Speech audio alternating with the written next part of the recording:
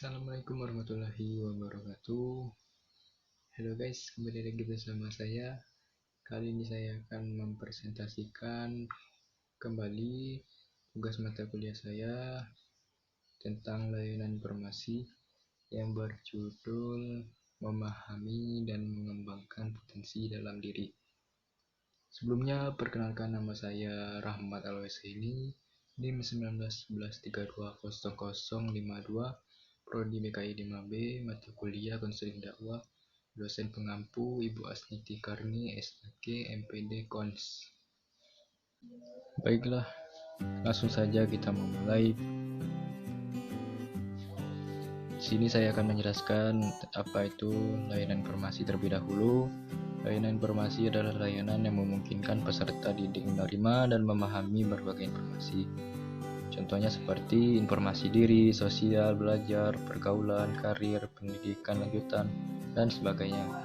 Tujuan layanan informasi adalah membantu peserta didik agar dapat mengambil keputusan secara tepat tentang sesuatu dalam bidang pribadi, sosial, belajar, maupun karir, berdasarkan informasi yang diperolehnya yang memadai. Layanan informasi pun berfungsi untuk pencegahan dan pemahaman. Oke, langsung saja. Yang pertama, pengertian potensi diri. Potensi berasal dari bahasa Inggris to potent, yang artinya keras atau kuat.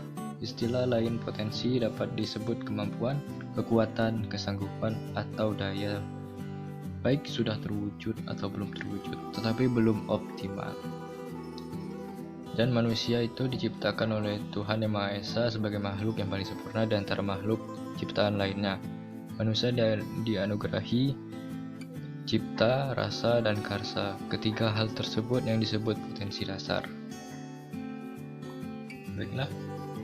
Yang kedua yaitu macam-macam potensi diri. Yang pertama, potensi berpikir. Manusia memiliki potensi berpikir. Logikanya, orang yang disuruh berpikir karena ia memiliki potensi berpikir, maka dapat dikatakan bahwa setiap manusia memiliki potensi untuk belajar informasi-informasi baru, menghubungkan berbagai informasi, serta menghasilkan pemikiran baru. Yang kedua, potensi emosi. Potensi lain yang ialah potensi yang dalam bidang emosi. Setiap manusia memiliki potensi cita rasa, yang dengannya manusia dapat memahami orang lain, memahami suara alam, dan ingin mencintai dan dicintai, memperhatikan dan diperhatikan, menghargai dan dihargai, cenderung kepada keindahan. Yang ketiga, potensi fisik. Potensi fisik adalah potensi fisik manusia yang dapat diperdayakan sesuai fungsinya untuk berbagai kepentingan dalam rangka pemenuhan kebutuhan hidup. Misalnya mata untuk melihat, kaki untuk berjalan, telinga untuk mendengar, dan lain sebagainya. Yang keempat, potensi sosial.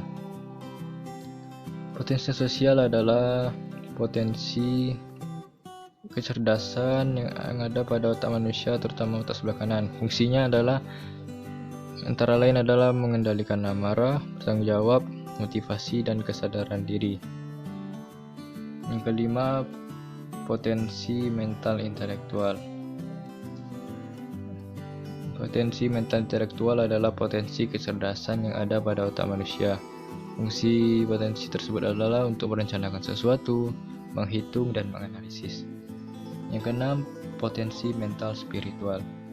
Potensi mental spiritual adalah potensi kecerdasan yang bertumpu pada bagian dalam diri manusia yang berhubungan dengan jiwa sadar atau kearifan di luar ego.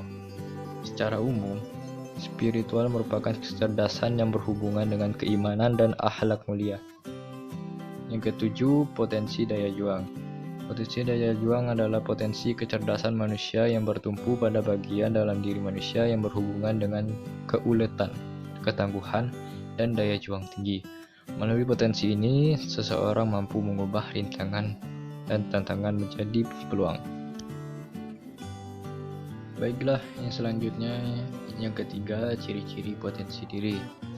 Ciri orang yang memahami potensi dirinya bisa diukur atau dilihat dalam sikap dan perilakunya sehari-hari dalam kehidupan keluarga, sekolah, dan masyarakat. Seperti yang pertama, suka belajar dan mau melihat kekurangan dirinya. Yang kedua, memiliki sikap yang luas. Yang ketiga, berani melakukan perubahan secara total untuk perbaikan. Yang keempat, tidak mau menyalahkan orang lain maupun keadaan. Yang kelima, memiliki sikap yang tulus, bukan kelicikan. Yang keenam, memiliki rasa tanggung jawab. Yang ketujuh, menerima kritik saran dari luar. Yang kedelapan, berjiwa optimis dan tidak mudah putus asa. Selanjutnya, yang keempat, sifat potensi diri. Nah, sifat ini terbagi dua, ada potensi positif dan potensi negatif.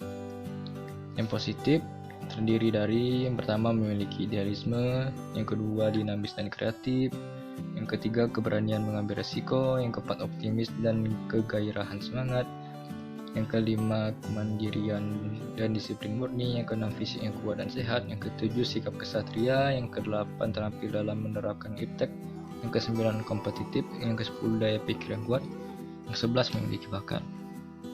Nah, sedangkan potensi negatif yaitu yang pertama mudah diadu domba, yang kedua kurang berhati-hati, yang ketiga emosional, yang keempat kurang percaya diri, yang kelima kurang memiliki motivasi. Oke, selanjutnya memahami potensi diri. Yang pertama, bidang apa saja yang kita senangi. Nah, sesuatu yang penuh gairah dan semangat yang kita lakukan tanpa harus diminta atau disuruh, yaitu melakukannya secara sukarela tanpa dibayar, bahkan Anda mau mengeluarkan uang untuk apa yang Anda lakukan. Inilah yang disebut dengan hobi. Seseorang yang punya hobi tertentu akan melakukannya dengan sepenuh hati.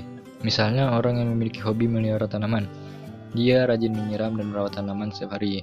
Dia rela mengeluarkan uang berapapun untuk membeli tanaman, pupuk, alat-alat, dan semacamnya. Hobi bisa membawa kebahagiaan dan juga penghasilan. Yang kedua, bertanya kepada orang terdekat.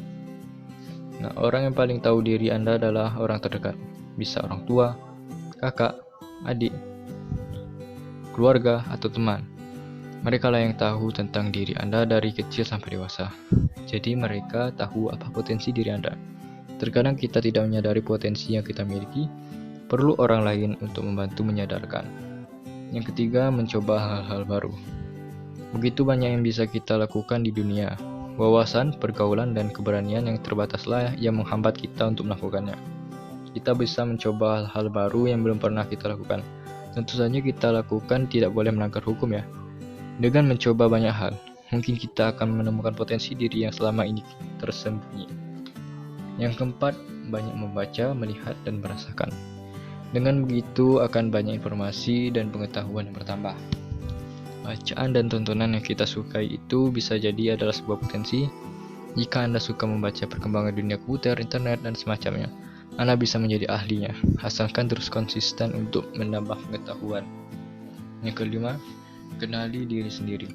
Coba buat daftar pertanyaan seperti apa yang membuat Anda bahagia, apa yang Anda inginkan dalam hidup ini, apa kelebihan dan kekurangan Anda, dan apa saja kelemahan Anda. Kemudian jawablah pertanyaan ini secara jujur dan objektif. Mintalah bantuan keluarga atau sahabat untuk menilai kelemahan dan kelebihan Anda. Dengan begitu kita bisa mengenali diri kita sendiri. Selanjutnya, keenam, mengembangkan potensi diri. Mengembangkan potensi diri. Sebelum seseorang melakukan pengembangan diri dalam rangka menggunakan dan mengoptimalisasi seluruh kemampuannya untuk mencapai kinerja yang unggul, ada beberapa cara untuk mengetahui, nilai, dan mengukur dengan akurat berbagai kelebihan dan kekurangan. Yang pertama yaitu introspeksi diri atau pengukuran individual. Dalam cara ini, individu meluangkan waktu untuk mengevaluasi apa yang telah dilakukannya, apa yang telah ia capai, dan apa yang ia ingin miliki sebagai suatu kelebihan yang dapat mendukung, dan apa yang ia miliki sebagai suatu kekurangan yang menghambat tercapainya prestasi tinggi. Cara ini efektif bila individu bersikap jujur, terbuka pada dirinya sendiri, mau dengan sungguh-sungguh memperhatikan kata hati. Yang kedua, feedback dari orang lain. Nah, dalam acara ini, Nah, dengan cara ini, seseorang meminta masukan berupa informasi atau data penilaian tentang dirinya dari orang lain. Masukan berupa umpan balik atau feedback ini meliputi segala sesuatu tentang sikap dan perilaku seseorang yang tampak dipersepsi oleh orang lain yang bertemu, berinteraksi dengannya, secara lain bertujuan untuk membantu seseorang memperbaiki. Yang ketiga, tes psikologi. Nah, tes psikologi yang mengukur potensi psikologis individu dapat memberi gambaran kekuatan dan kelemahan individu pada berbagai aspek psikologis seperti kecerdasan atau kemampuan intelektual, kemampuan analisa, logika berpikir, berpikir kreatif, berpikir numerikal, potensi kerja seperti vitalitas, sumber energi kerja, motivasi, ketahanan terhadap stres kerja, kemampuan sosiabilitas seperti stabilitas emosi, kepekaan perasaan, kemampuan membina relasi sosial, dan potensi kepemimpinan tingkah laku. Baiklah, dapat saya simpulkan bahwa kita harus memahami diri kita sendiri terlebih dahulu. Kita harus mengetahui apa saja kekurangan dan kelebihan potensi yang ada dalam diri kita. Dengan begitu, kita bisa melihat apa saja potensi terpendam kita dan mengasah potensi diri kita yang paling menonjol menjadi lebih berkembang lagi supaya bisa bermanfaat bagi kehidupan kita ke depannya. Baiklah, saya akan akhiri presentasi saya pada hari ini. Terima kasih. Wassalamualaikum warahmatullahi wabarakatuh. Terima kasih teman-teman yang sudah menonton video saya. Jangan lupa tekan tombol like, subscribe, dan loncengnya ya. Wassalamualaikum warahmatullahi wabarakatuh.